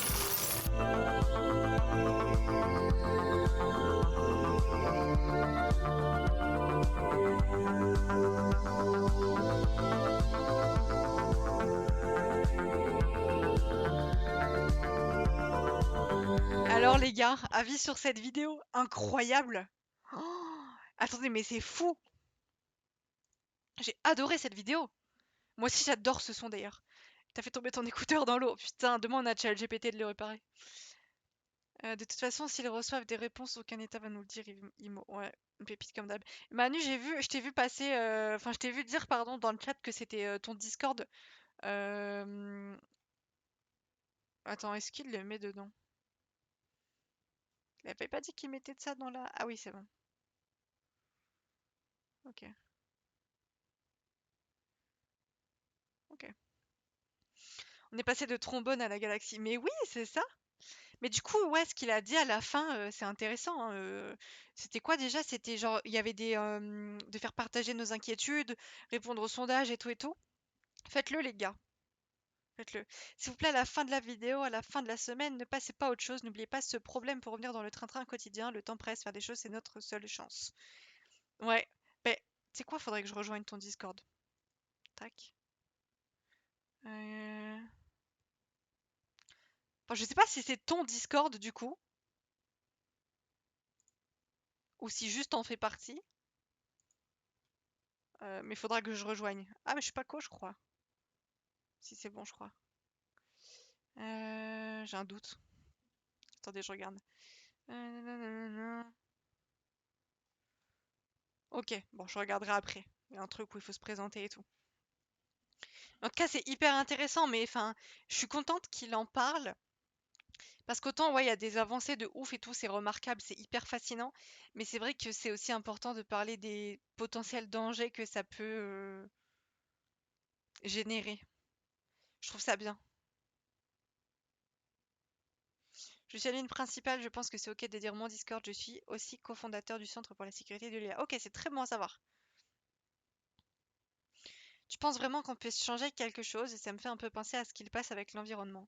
On est tous au courant, mais à notre échelle, peut-on vraiment être utile à quelque chose? C'est ce que je me disais en soi, on peut pas révolutionner les choses, nous, mais on peut agir à notre petite échelle. Voilà.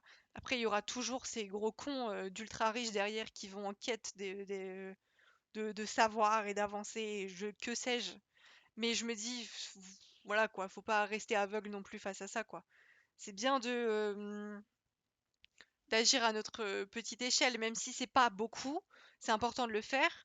Et ça passe de juste regarder cette vidéo et découvrir le sujet à aller se documenter, à aller répondre à ces fameux sondages et tout. Enfin, je trouve que c'est important de se documenter au final sur les technologies, enfin les nouvelles technologies qu'on a et sur leur potentiel danger. De toute façon, que ce soit l'IA ou d'autres trucs, c'est hyper important de se renseigner. C'est important pour moi de voir des gens react en live pour comprendre mieux ce qui marche ou ce qui marche moins bien. Je suis trop entourée de gens déjà intéressés. Moi, je te cache pas que c'était un sujet que je maîtrisais pas forcément. Enfin, je veux dire, évidemment, j'entends parler de l'intelligence artificielle, évidemment, je m'en sers. Évidemment, j'ai déjà entendu les quelques dérives que ça peut avoir, mais je pensais pas que c'était aussi poussé. Et je me dis, purée, en fait, ça accélère tellement vite, ça progresse tellement vite que enfin, ça va tellement nous dépasser, mais encore plus que ce qu'on pense, quoi. J'ai l'impression que on est inquiet, mais qu'on l'est pas assez, limite. Euh, C'est sûr, mais à notre échelle, il y a toujours des mecs qui pèsent des milliards qui s'en tapent et détruisent 1000 fois plus. Mais oui, enfin, je suis d'accord, faut manger les riches. Mais c'est eux le problème, la vérité, c'est eux, hein. C'est eux qui vont la course pour avoir, enfin, juste pour soulager leur ego, en fait. Sans mauvais jeu de mots avec le youtubeur, évidemment. Salut Blacksaurus. Je vais dodo les copains, bonne soirée. C'était un super premier stream en votre compagnie. Je repasserai pour la suite de The Last of Us. Bisous. Bisous, bisous, Boshi. Merci d'être venu, ça fait trop plaisir. Et oui, il faut manger les riches. Je dois sûrement me tromper, mais si on crée une super intelligence potentiellement dangereuse, qu'est-ce qui nous empêche de débrancher la prise de courant? Je pense que c'est quand même plus compliqué que ça. Je vais regarder un petit peu les commentaires. Je sais pas si ça peut vous intéresser de regarder les commentaires. Moi, j'aime bien regarder les commentaires. Donc, au pire, si ça vous intéresse pas, faites autre chose, discutez entre vous. Moi, j'aime bien un petit peu regarder, vous savez, s'il y a des commentaires justement, là, je fais la recherche appliquée et tout. S'il y a des trucs qui peuvent être intéressants. Euh, bon, je vais lire ce commentaire, on verra bien si je comprends un petit peu, parce que le mec fait de la recherche appliquée. C'est la première vidéo abordant le sujet de l'accélérationnisme et de la singularité technologique où je ne trouve rien à redire sur le contenu. Ok, donc déjà, ça c'est bon à savoir. Il y a cependant deux points importants, mais pas essentiels pour comprendre le sujet que tu survoles un peu, qui pourrait, à mon avis, valoir la peine d'aborder dans une éventuelle prochaine vidéo. Ouh, ce serait pas mal ça, s'il y a une prochaine vidéo, ouais. Les biais, c'est l'équivalent du bruit dans le domaine de l'IA, des incohérences dans le dataset utilisé pour entraîner une IA qui sont ensuite répercutées dans le modèle résultant. Ok. Ça peut être lié à un mauvais échantillonnage, putain, j'arrive pas à lire. Le Face ID d'Apple qui, dans sa version 1, ne reconnaissait pas les visages noirs car le set d'images utilisé de base n'en comportait pas assez. Ouah, je savais même pas ça. Ou purement une source de données de piètre qualité, Twitter. En somme, de la merde en entrée donne de la merde en sortie parce qu'une IA est dépourvue d'esprit critique logique. C'est donc une cause potentielle d'hallucination ou mauvais alignement. De base, c'est le boulot du data scientist de supprimer les biais en faisant ce qu'on appelle du data engineering. Nanana. Le problème, c'est que c'est une chose de faire mumus avec quelques gigas voire téras de données tabulées et labellisées. C'en est une autre quand ton dataset est composé de pétas de fichiers désordonnés sans format prédéfini. Ok. Ok, bon, un peu long. Les gens derrière qui s'en foutent que ça soit dangereux. Mais oui, c'est ça déjà. Enfin, genre, nous, OSEF, si on a peur de l'intelligence artificielle, on arrête de s'en servir. Mais c'est tout, quoi. Malheureusement, derrière, ça continue de se passer. C'est ça que je me dis.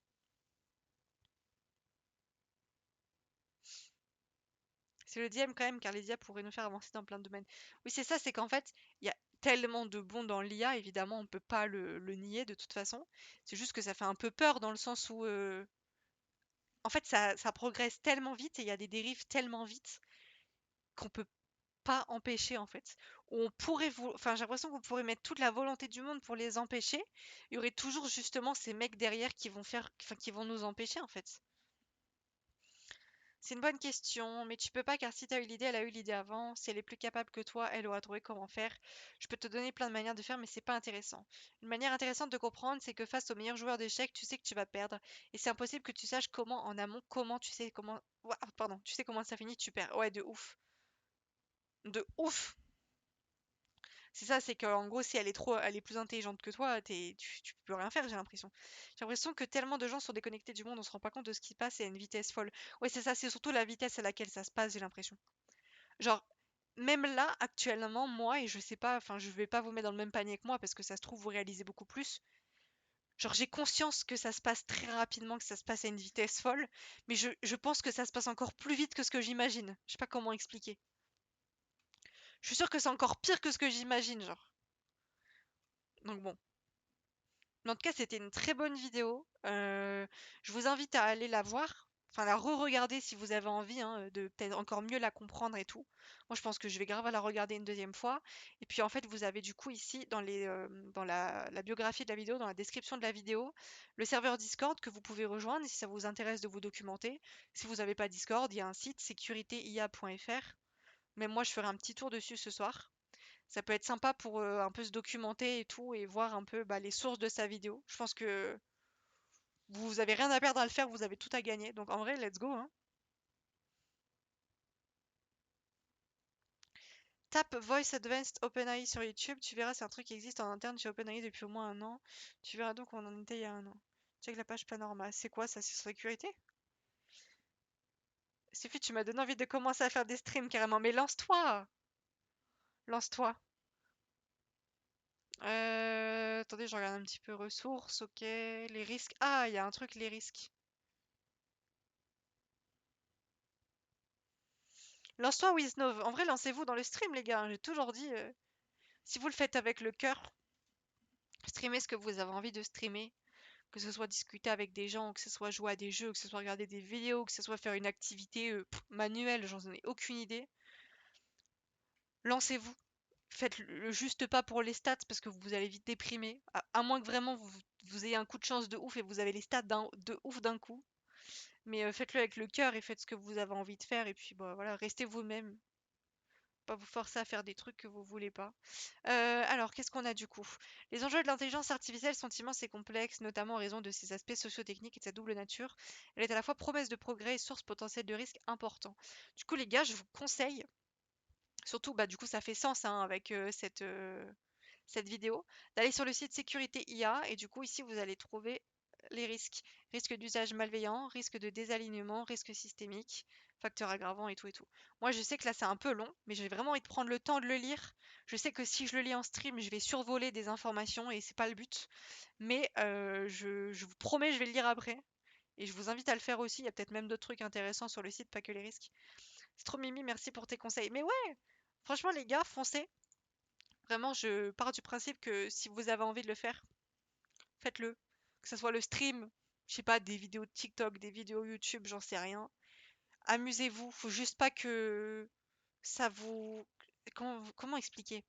Pas que ça vous obsède au point d'être mal si vous voyez que ça prend pas à un moment. Genre, c'est normal si à un moment dans vos streams, vous avez deux viewers, quoi. C'est pas... Je sais que c'est pas hyper cool dans le sens où bah, le but du stream, c'est d'interagir avec des gens. Mais il faut partir du principe que vous le faites pour vous et pas pour les autres, et après vous serez tranquille. Content d'avoir découvert ta chaîne, je repasserai avec plaisir. À bientôt. Merci David, ça fait plaisir. Ça fait trop plaisir. Et puis en tout cas, si vous décidez de vous lancer sur Twitch ou n'importe où, n'hésitez pas à m'envoyer un message. Je partagerai votre petite chaîne. Franchement, prends 30 secondes pour regarder sur YouTube. Ah oui, pardon.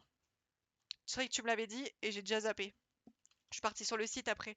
C'est quoi? C'est Voice Advanced OpenAI. Je vais la mettre avec vous.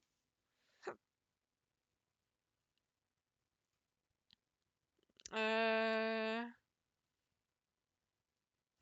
Attendez. Tac. Je sais pas ce que c'est. Oui, voilà, c'est ça, c'est que c'est très probable qu'au début de vos streams, vous soyez à 0 viewer, quoi. Enfin, je veux dire, moi, quand je me suis lancée dans le stream, j'avais plus de viewers que là maintenant. Non, j'abuse. Moi, en mode, j'étais allée, on va dire, entre 15 et 20 viewers constants.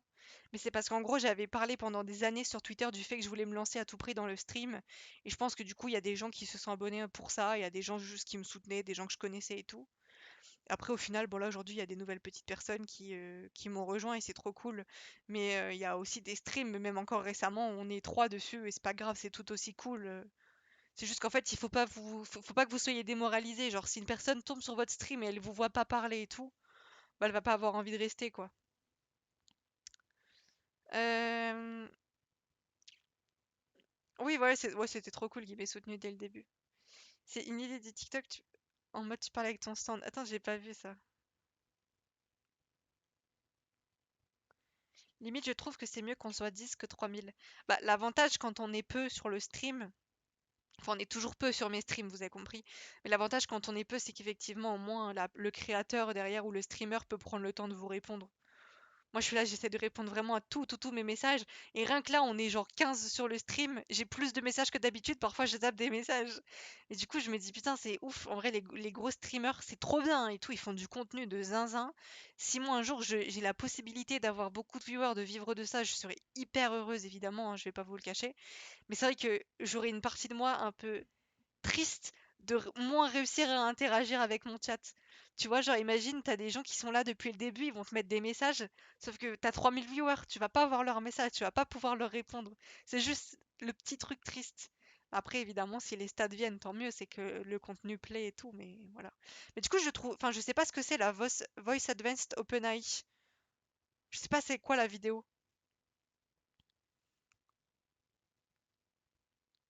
Je sais pas ce que c'est, oh.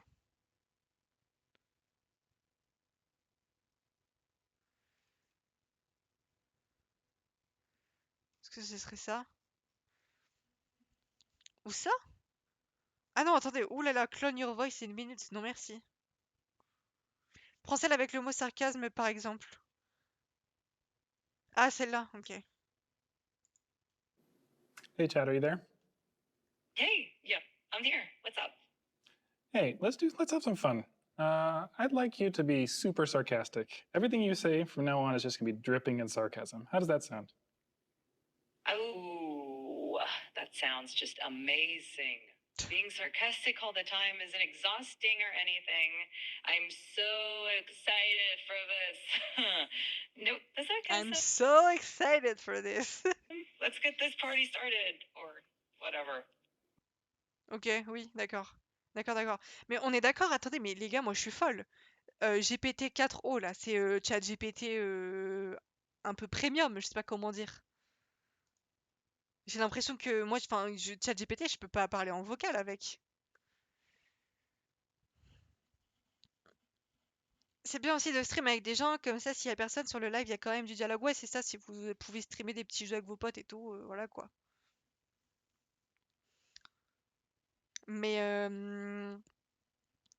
franchement, lancez-vous quoi. Et puis, même s'il y a personne sur votre chat, si vous faites un jeu ou un React, parce que c'est les seuls exemples que j'ai, enfin de toute façon, à part jeu, React, je vais pas prendre discussion parce que du coup, s'il y a personne sur le chat, vous discutez tout seul. Mais activité manuelle, il faut commenter ce que vous faites. Et puis voilà, c'est tout de toute façon. Faut commenter. Évidemment, vous inventez pas des conversations avec des, des fausses personnes dans le chat, c'est pas le but.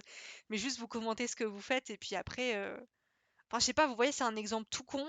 Mais moi, quand j'ai commencé à streamer, j'ai ouvert ma chaîne YouTube. Et en gros, je me suis dit, je vais poster mes VOD le lendemain. Pour en fait juste avoir des souvenirs de mes streams, juste pas les perdre. Si j'ai envie de revoir des moments, j'y vais et tout, c'est enregistré. Parce qu'en gros, mon tout premier stream sur Twitch, je connaissais pas trop et en gros, j'avais pas activé la rediffusion. Ce qui fait que j'ai perdu mon tout premier stream et ça me brisera le cœur à tout jamais parce que j'aurais tellement aimé revoir mon premier stream, genre. Et du coup, bah en fait, j'ai créé cette chaîne YouTube en mode comme ça, je suis sûre de rien perdre. Et en vrai, ça m'a ramené des petites personnes qui m'ont connu sur YouTube et tout. Donc au final, vous voyez, il y aura toujours une ou deux personnes qui sera là à vous soutenir. Et puis, enfin, je sais que je serai jamais vraiment seule sur mes streams. Et j'espère pour vous aussi, si vous vous lancez. Moi, je sais qu'il y a toujours mon père qui passe. Parfois, il y a mes frères qui viennent me dire salut. Il y a mon copain, il y a mes amis et tout. Enfin, vous voyez, il y a vraiment plein de gens qui sont là pour vous. Et c'est pour ça que je vous dis de pas vous bloquer sur les viewers parce que c'est pas si important. C'est cool quand il y a de l'interaction dans le chat, c'est vraiment le principal, mais enfin c'est pas le principal, pardon. C'est cool, si je voulais dire c'est du bonus, mais le principal, pardon, c'est que vous vous amusiez sur votre stream et que vous faites ce que vous avez envie de faire. Comme là, par exemple, on va faire le Wordle. Genre, en gros, la dernière fois, je me suis dit, je lance un stream, je sais pas quoi faire, mais j'ai envie de jouer. Et j'ai lancé un stream sans prévenir. Je me suis dit, je vais faire, je sais pas, des jeux de quiz, un react, des mots. J'ai passé mon stream à juste faire ma vie, en fait, comme moi je ferais seule sur mon PC le soir. À part que là, il était genre 17h, 18h. Au final, il y a des gens qui sont venus et qui ont kiffé. C'est aussi ça le truc. Vous n'êtes pas obligé de prévoir des bêtes de programme, des bêtes d'événements, mais juste vous streamez votre petite vie, vous jouez à votre petit jeu auquel vous jouez d'habitude hors stream. Et puis, je sais pas, il y a un mec ou deux ou une meuf qui vont tomber sur votre stream et ils vont kiffer, genre. Bref. Je fais des blabla, on dirait que je suis une grosse streameuse.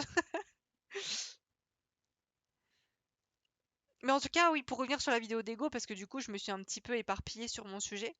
La vidéo était géniale. Et du coup, je suis aussi choquée de découvrir qu'il y a des voix là, comme ça. Et qui peut prendre des intonations. Fucking I couldn't stop talking about the stylish industrial feel of the lightning. J'ai pas compris. L'ambiance industrielle et élégante de l'éclairage.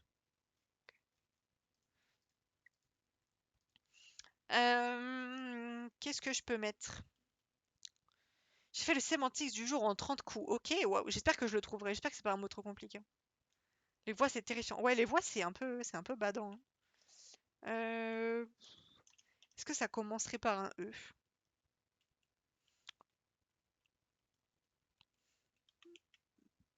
J'allais dire masque, mais de toute façon, c'est pas ça.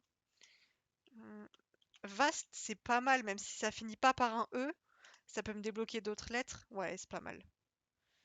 Du coup, ce serait comme ça. Ça finit sûrement par un R. Est-ce que ça peut être rasé?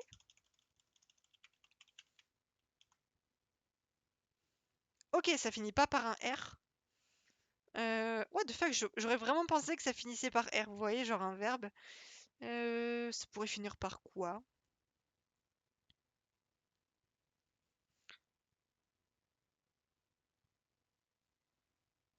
Hmm,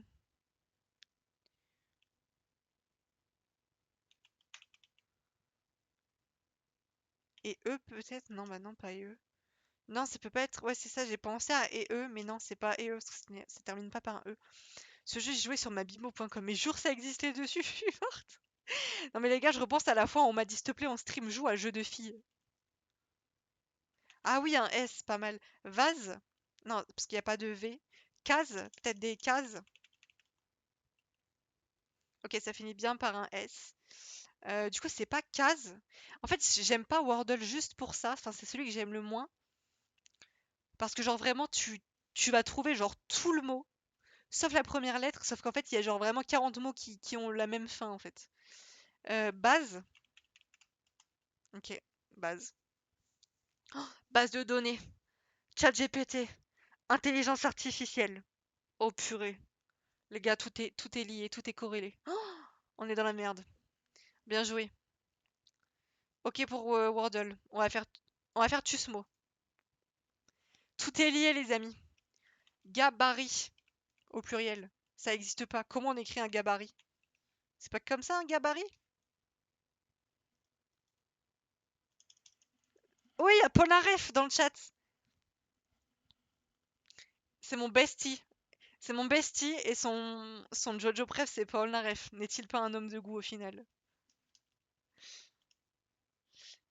La dernière fois que j'ai dû jouer à Tusmo, je jouais du premier coup. Labrador, je me rappelle encore, c'était une dinguerie. Oh purée!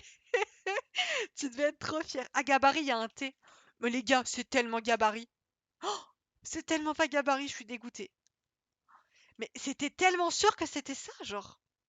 Ça me fait mal de voir qu'il n'y a aucune lettre qui est validée. J'ai envie de pleurer un peu. Euh... Pornarefu. Pornarefu. Qu'est-ce que ça peut être? Go. Go. Il y a un mot qui commence par go. Gommer. Gommage. Ok.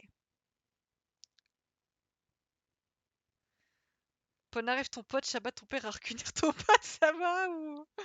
Ouais, attendez, mais c'est pas Polnareff, Michel Polnareff, hein, c'est Polnareff de Jojo Bizarre Adventure, qui est quand même 1000 fois plus légendaire que Michel Polnareff, on va pas se mentir. Non mais ce running gag de Alain Chabat qui est mon père, ça me fera jamais pas rire. J'ai envie de tweeter dessus tous les jours, mais au bout d'un moment, ça va juste saouler les gens. En fait, ça me fait trop rire parce que depuis ma blague, j'ai une mutu qui a vu Alain Chabat et j'avais trop envie de tweeter en mode mais tu prends des photos avec mon père normal. Le rouge c'est que c'est validé. Ouais, le rouge c'est que c'est validé et le jaune c'est que c'est une lettre qui est dans le mot mais pas à la bonne place. Goupille. Goupille. Ça marche pas. Goupille? Non bah non.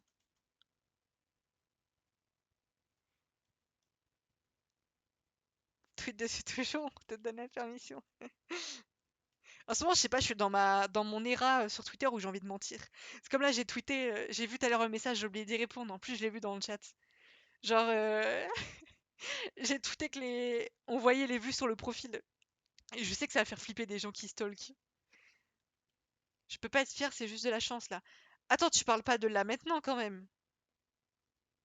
Ah, gorille, c'est pas mal. Putain, c'est nul. Gosier, c'est pas ça, parce qu'il n'y a pas de I, il n'y a pas de E, enfin, il n'y a pas de R. What the fuck, mais il n'y a pas de mot qui commence par G dans la langue française, les gars. Oh purée, mais t'es trop chaud, Manu.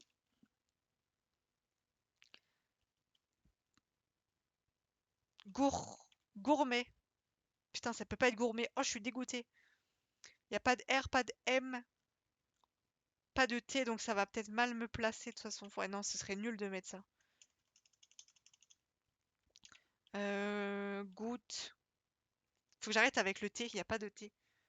Mais je vois bien U. Mais toutes les lettres qui ont pas été mises au hasard pour voir ce qu'il y a dedans. Attends. Parce que moi j'aime bien, enfin j'aime bien, je suis trop nulle, mais j'aime bien essayer d'avoir le mot rapidement, genre en très peu d'essais.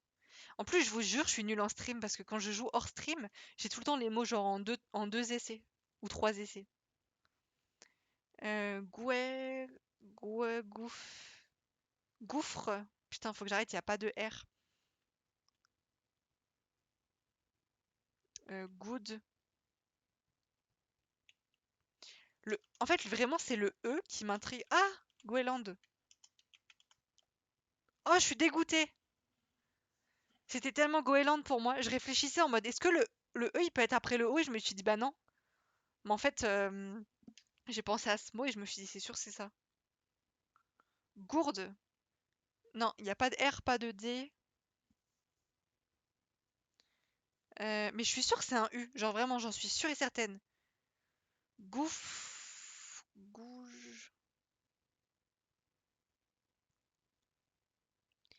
C'est quoi un goujat? Un goujat, c'est pas un imbécile? Comment on écrit ce mot goujat? Comme ça? Ok, oh putain les gars, attendez. Oh, c'est le dernier essai. Du coup, le E, il est soit... Bah, il est forcément en avant-dernière lettre. Il est forcément comme ça.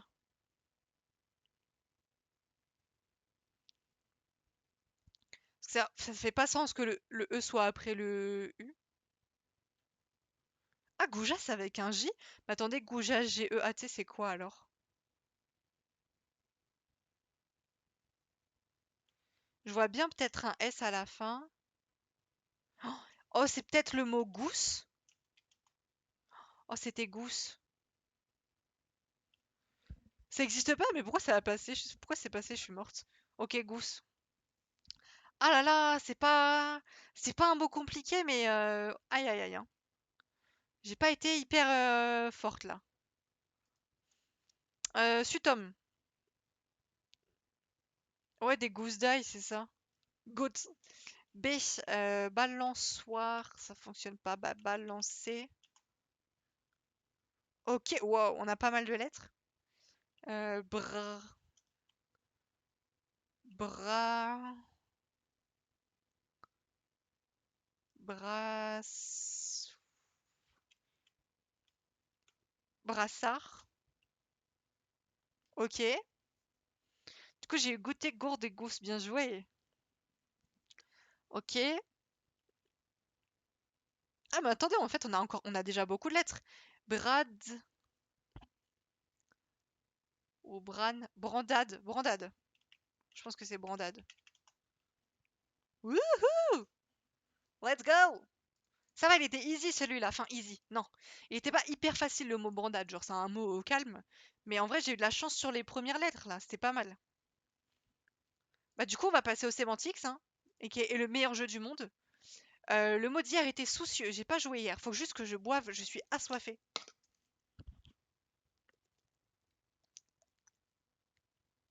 Vous avez fait le sémantiques ou pas? 23h20, ça va. Du coup, mon petit rituel, vous le connaissez, je vous invite à le faire. Géographie, nourriture, social. Et voilà. Je dois y aller, je dois finir un énorme message d'annonce pour les Discord. Peut-être que j'aurai fini avant la fin du stream, vous pourriez le react. Oh, je sais. Alors, je sais pas combien de temps ça va te prendre, mais je sais que moi, après le sémantique, je vais cut le stream. Mais en tout cas, sache que je rejoindrai le Discord. Et puis, bah, j'espère que le petit stream, ça t'a plu. Bravo à toi pour le petit travail que tu fais. C'est très sympa. Merci de nous avoir un peu documenté en plus de la vidéo d'Ego pendant le React. C'était sympa dans le chat. Franchement, ça fait plaisir de voir des gens qui s'y connaissent et tout. C'est trop sympa. Économie.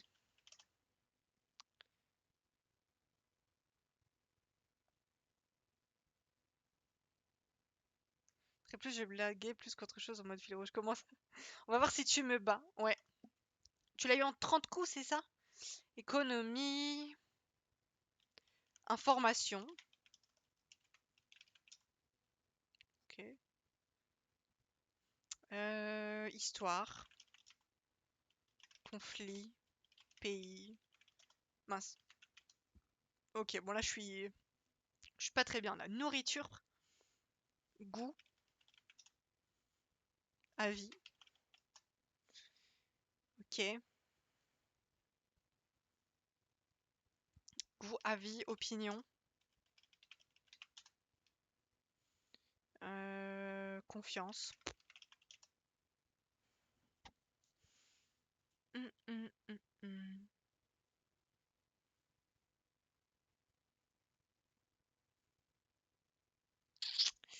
Confiance, goût, nourriture, avis. Avis, réponse. Ok, pas mal. Réponse, solution.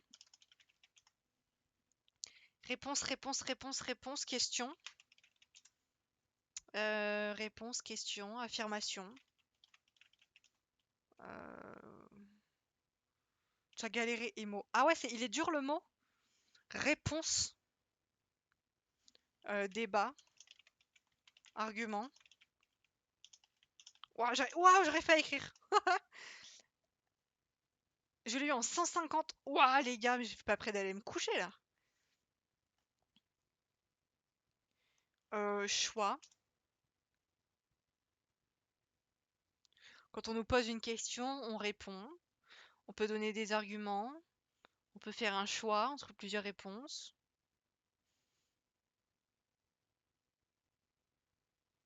On peut débattre. J'ai mis débat déjà, mais... Entente, non, ça m'inspire pas. Attendez, je réfléchis parce que moi, je veux vraiment le trouver en moins de 20. En moins de 30. Réponse. La réponse est fausse. Faux. Ok. La réponse est vraie. Ok. La réponse est incorrecte. Ok. La réponse est incorrecte. La réponse est... Les gars, attendez, on est à ça. La réponse est incorrecte. Un synonyme d'incorrect peut-être. Un synonyme d'incorrect qui n'est pas faux. Qu'est-ce que ça peut être? Mauvais. Ou sinon c'est l'inverse, c'est bon. Ok, bah, ou correct alors. Sinon par contre je sais pas. Pouah, let's go 26. Correct. Le niveau, je suis choquée. Attendez, mais les gars, je suis bouillante. D'habitude, je galère tellement. En fait, à chaque fois, je me fais baiser parce qu'en gros, je vois ça, je vois genre incorrect à 997%. Je me dis, ok, c'est sûr, c'est un synonyme d'incorrect. Mais ça peut très bien être le contraire aussi. Eh, ça va, hein? Ça va. Il y avait quoi du coup comme autre mot? Bon, ok. Ok. Quand j'ai vu incorrect, je me suis dit, c'est mort, j'ai perdu. Je suis tellement la boss de sémantics, les gars. C'est mon jeu, c'est mon terrain, vous pourrez pas me battre sur mon terrain. Il est quelle heure? 23h25, à minuit, je vais le faire. Bon, je le ferai dans mon lit, mais... Mais bon, je le ferai quand même. C'est trop mon jeu, ce truc, j'aime trop. C'est ma raison de vivre, vraiment. Bref. Bon, les gars, je sais que c'était un petit stream court, mais je vous avais prévenu, je suis désolée. Je mets une petite musique. Je voulais vous parler par rapport au stream de demain. Je stream à 21h15. J'ai annoncé un stream sur les Sims 4. Mais en fait, les gars, je crois que j'ai pas envie de jouer aux Sims 4. Genre, j'ai eu envie sur le moment. Je cherchais un jeu sur lequel j'aimais bien passer du temps et tout. Parce que je voulais pas enchaîner 2 épisodes de The Last of Us. Mais la vérité, c'est que je suis pas dans ma période où j'ai envie de jouer aux Sims. Du coup, je sais pas quoi faire. Genre, je me dis, je vais. Dans tous les cas, je veux streamer. Vous voyez, c'est pas genre j'ai pas envie de streamer. C'est juste en mode j'ai pas envie de jouer aux Sims. Mais je sais pas ce que je peux faire à la place. Parce que j'ai pas. Je me vois pas acheter un jeu là. Donc je sais pas ce qu'on ferait demain soir. À moins que vraiment demain je me réveille et j'ai envie de jouer aux Sims. Bah dans ce cas là on fera le stream qui était prévu. Mais en vrai il y a vraiment possibilité qu'on fasse autre chose. J'espère que vous m'en voudrez pas si c'est pas le programme que j'ai annoncé. Si genre je change de dernière minute. Mais vraiment Sims. J'adore faire des streams Sims mais je préfère les faire quand j'ai vraiment envie quoi. Parce que sinon on sent que je suis pas hyper dedans. Quand j'étais à mon prime, je gagnais en 2 coups. Ah, c'était fou ça. Je le ferai aussi à minuit, je pense. Mais tu me diras en combien d'essais tu l'as eu. Bon, à minuit, je vais faire je vais faire les mots aussi. Paul Naref, je sais pas si t'es là sur le stream, mais tu voudras qu'on les fasse ensemble ou quoi? pire, tu peux faire un stream culture G, sémantique. Bah, j'y ai pensé en me disant, si j'ai pas envie de me lancer dans un let's play et tout, je refais un stream un peu genre sémantique, culture G et tout. Mais du coup, vu que je les aurais fait à minuit, et je sais que je vais pas résister, j'en aurai pas à faire demain. Donc soit demain, je me réveille, j'ai envie de faire les Sims, on fait les Sims. Soit je fais full culture quiz, là, le site, où je fais des petites questions de culture G. Ou limite, on se fait des reacts, vous voyez, on va conseiller combo Alt 236. On peut très bien aussi demain se faire une soirée react, hein. Mais dans tous les cas, ce que je ferai, c'est que quand je me serai décidé demain dans la journée, je tweeterai le changement de programme. Si je le tweete pas, c'est que ça reste les Sims. Et puis bah, je le mettrai aussi sur Twitch, parce que là, du coup, dans le programme, c'est écrit Sims, mais si ça change, je vais pas donner des espoirs aux peut-être 2 personnes qui voulaient voir les Sims, quoi. Bref. Je vous remercie de m'avoir suivi. C'était un stream court, mais c'était très sympathique. Je vous souhaite une belle soirée. Dans tous les cas, je serai là comme d'hab. Bah, ça fait trop plaisir. Merci à chaque fois d'être là. Ça fait trop plaisir, vraiment.